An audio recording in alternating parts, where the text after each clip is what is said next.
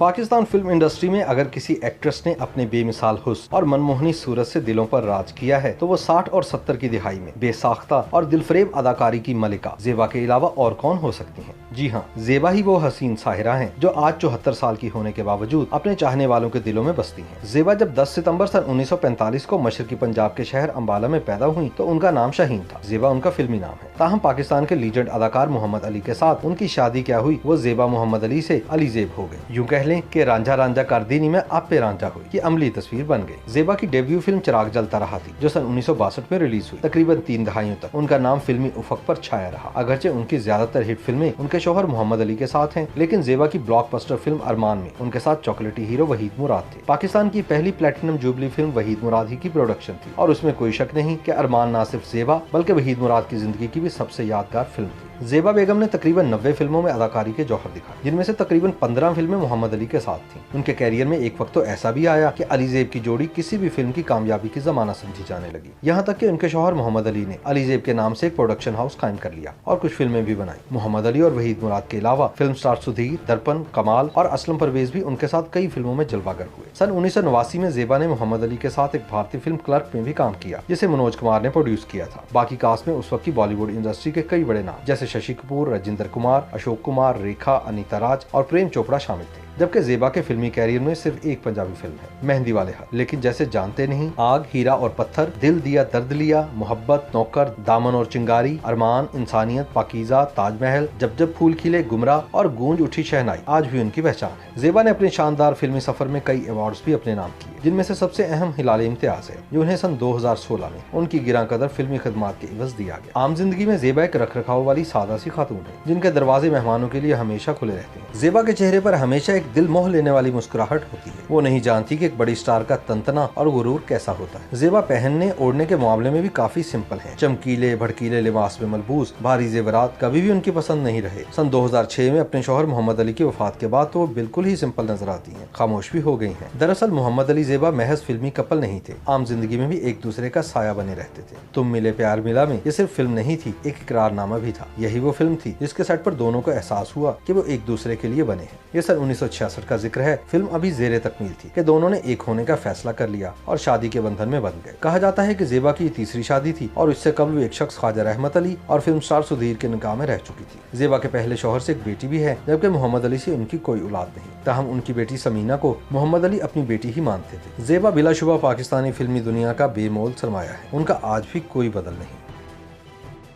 YouTube पर googly news देखने के लिए youtube.com की सर्च बार में गूगली न्यूज टीवी टाइप करें। गूगली न्यूज के पेज पर सुर्ख रंग के सब्सक्रिप्शन वाले बटन पर क्लिक करना ना भूलिए। YouTube पेज पर अपलोड होने वाली वीडियोस से बाखबर रहने के लिए बेल आइकन पर क्लिक कीजिए। आपको हर नई वीडियो के बारे में नोटिफिकेशन मौसूल हो जाएगा।